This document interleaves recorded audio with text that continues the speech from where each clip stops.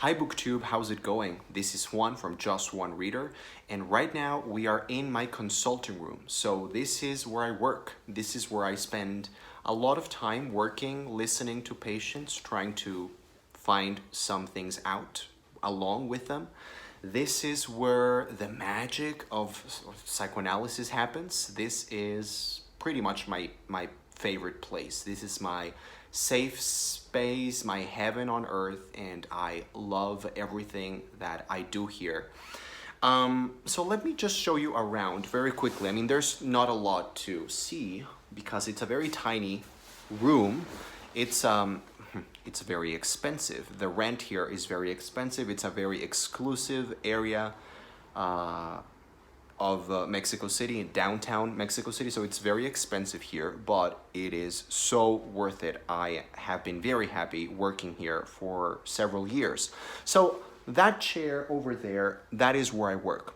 That is where I sit. That's where I spend many hours listening to patients as closely and as specifically and analytically as I possibly can. And of course, here's my couch for the patients. So there you go. That's my couch, and you cannot see it, but there is a big window.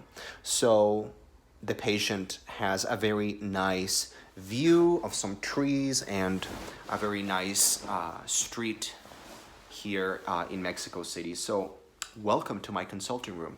I'm very happy here, and I'm waiting for a patient to get here. So in the meantime, I will be answering a tag. This is a tag that is very nosy and very invasive and kind of creepy, and I love it. This is the Nosey Librarian Tag, and it was created by Adrian from Stripped Cover Lit. So, question number 1. What has been the most influential library in your life? I guess the most influential libraries in my life have been the libraries of the places where I have gone to school. So the first one that comes to mind is the library at my school where I went to school for my entire life from age 6 up until I finished high school. I pretty much spent my entire education before college at the same school, and I spent a lot of time there at the library. It was not a great library by any means. It was pretty basic, but I just remember spending a lot of time there and just really enjoying the quiet and having the books there surrounding me. And no one at my school enjoyed reading, so it was pretty much my place. It was pretty much like my consulting room. It was my spot. It was my safe spot, and I loved it. And then when I went to college, I had the great privilege of going to university at this very exclusive, very good, very nice, very popular university here in Mexico City. And in my opinion, it's the best university for psychology in the country and probably in Latin America. Well, in my opinion, because I am completely biased, I think it's the best university for psychology in the world. I really loved going to university there. And it is a big and very important university here, and it has the biggest, most important library of any private college in Latin America, I think. I'm pretty sure. At least Mexico. So I'm thinking probably Latin America as well. So yeah, I loved that library at my university. It was just so grand and spectacular and immense, and I just loved it. And also the building with the library was a great building. It was so fancy and cool and modern and quiet, and they had a lot of like bean bags and little beds that you could use to sit on or lie down in and to take a nap or study or read. It was a very nice place, actually. I miss it. So yeah, those were probably the most influential libraries for me. Question number 2 is honest assessment. What will they title your biography? Well, I don't know. I would like for my biography to have something to do with freedom. I would like, I think, well, you see, I don't want to get too personal in here because this is just a booktube video. So I don't want to get too personal, but most of my life has been spent trying to find freedom for me and now for others as well. I guess freedom is just one of the things that I have focused on, obtaining freedom, realizing that you are not free of certain things and owning up to certain things as well, and coming to, you know, your own and finding your place and finding your true self. That is freedom for me. And so far, that has been my journey, I guess, or my guiding star for this 27 years that I've been here on the planet. And well, now that I am a psychoanalyst and psychotherapist, that is pretty much my objective, helping others find freedom, finding whatever it is that is their truth, I guess. So I don't know if that really answers the question, but I would like for freedom to be an axis or the core of my biography. Then question number 3, what is the story from your life that you most hope your librarian never finds out? Honestly, I don't really have any embarrassing stories. I mean, embarrassing for a librarian to find out about. I mean, I've never like done anything to a book or done anything embarrassing at a library. I mean, I have a lot of embarrassing stories, but nothing around books. So nothing? Maybe I'm a saint. I like that. Anyway, question number 4. What is your favorite word? You know, I don't know if I have a favorite word. I love the English language because it's not my first language, so I am utterly fascinated by it. Something that I really enjoyed was Karen Russell, in her collection St. Lucy's Home for Girls Raised by Wolves. She invented a word that I thought was just genius. The word was abracadabrical. Like, how amazing is that? Abracadabra, but you turn it into an adjective. Abracadabrical.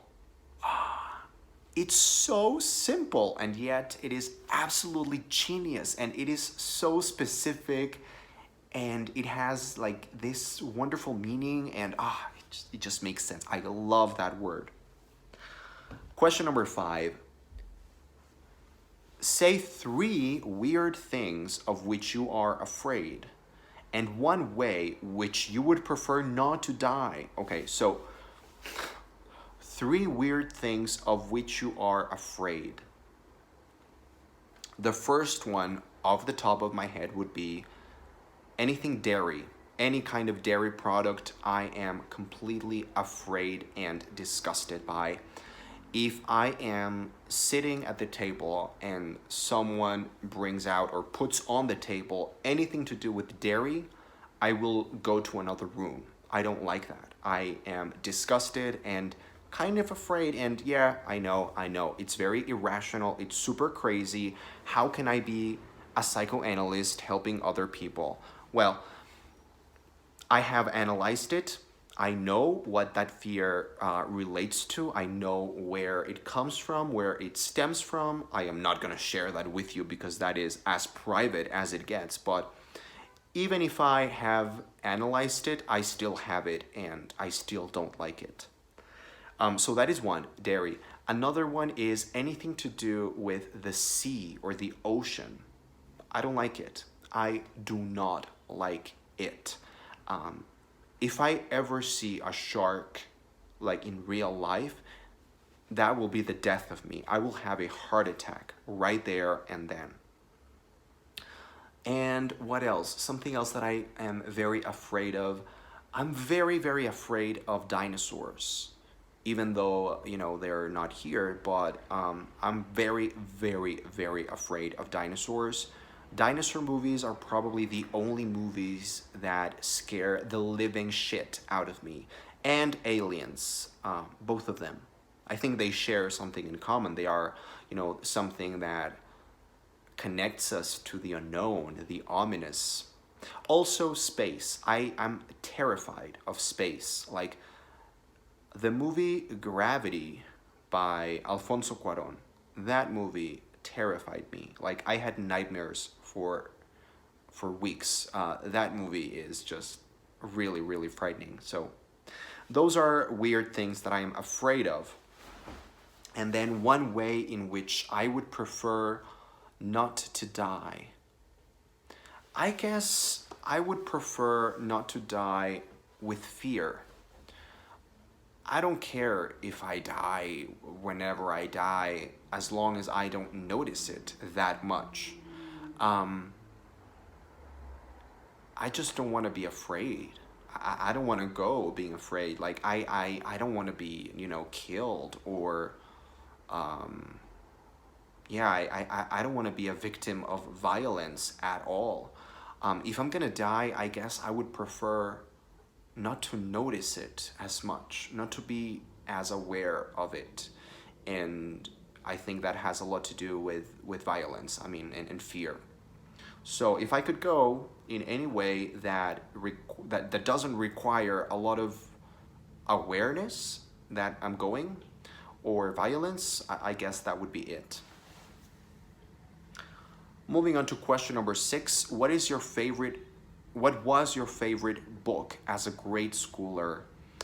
Um, I don't know if I have one. When I was a grade schooler, Harry Potter was pretty much the first things that I remember reading, and The Chronicles of Narnia by C.S. Lewis, and a series of unfortunate events. You know what? I'm gonna go with a series of unfortunate events. I read them maybe even before Harry Potter. At least the first books in the series I think I read before Harry Potter. And yeah, that was probably one of the first times in my life that I ever fell in love with reading. Question number 7 is, what have your interactions with the police been like? I have never had any interactions with the police whatsoever. Thank you very much. Question number 8. What is your all-time favorite book cover? I don't know if I have a favorite book cover, but for some reason, the first thing that I thought of right now was the cover for the American edition of Harry Potter and the Goblet of Fire. The one with Harry's face and he's smiling, and we have the other champions' faces around him, and the dragon's tail. I just love that cover for some reason. It's probably because of the memories that I have attached to it. The Goblet of Fire is a book that I used to read obsessively, and I mean obsessively. I would read that book, finish it, and start it again the following morning. Many times I did that. So I probably read that book around 15 to 20 times when I was in middle school or something like that. I was obsessed with that book, and I just love that big American edition of the Goblet of Fire. It's very chunky and very sturdy, and that sounded very Freudian right there. And you cannot see it, but I have right there a picture, a photograph of Sigmund Freud. Let me show you. And he's judging me. I don't know if you can see him. He's right there judging me. Anything that you say here becomes very phallic. Anyway, So yeah, that cover, it might not be my favorite, but I do have a lot of memories attached to it. Okay, next up, question number 9. How many places have you lived?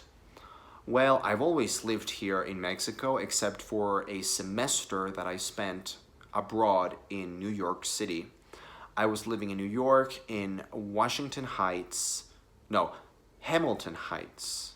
Or is it Washington Heights? It's 145th Street. I think it's Hamilton Heights. Yeah, Hamilton Heights in northern Manhattan, and I lived there for a semester. But other than that, I've spent my entire life living here in Mexico City, and here I I have lived in 4 different houses, but it's all been in the same like 5 block radius. So I've just moved like to another street, but it's always been within the same area. So I've pretty much lived in the same proximity my entire life. And finally, the last question in this book tag. My voice is going. I don't know what's happening. Question number 10 is tag 11 booktubers that you like and or admire, and why do you like them or admire them? And compliment stripped cover lid. So of course you have to compliment stripped cover lid because fascism. So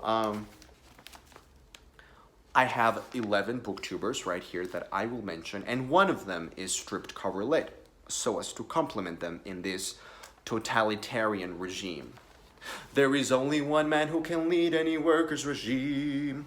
Evita? Anyone? No? Okay. So the first one is Rick from another book vlog, I think is his channel. He's Canadian. He has the most delicious tenor voice. I love him. He is exactly the kind of booktuber that I love. He is very insightful, very articulate, but incredibly funny and entertaining. I love him. The second booktuber is Sean, the Bookmaniac, because it's Sean and I love him. He's like my booktube uncle, and he is so warm, and I feel like, not just for me, but for many of us, he is like a guiding force within booktube. He's like, like an uncle that you rely on, and I don't know why that is. I just feel like he has given me a lot of recommendations, a lot of wonderful comments, a lot of great exchange of ideas that I've had with him. Number 3, Big Al Books. I love her. She is, again, so articulate, so insightful, ridiculously clever, and yet she is crazy and wacky, and I love how diverse and strange her reading taste is sometimes, and her personality is just a treat. I really am losing my voice. Number 4, Olive from a book Olive. Again, another incredibly articulate person that whenever she pops out a new video, I make the time to watch her video, and it's like watching a TED Talk or going to a class or to a lecture. It's like, okay, I need to sit down, I need to make some time, I need to be quiet, I need to listen to her. So I love that.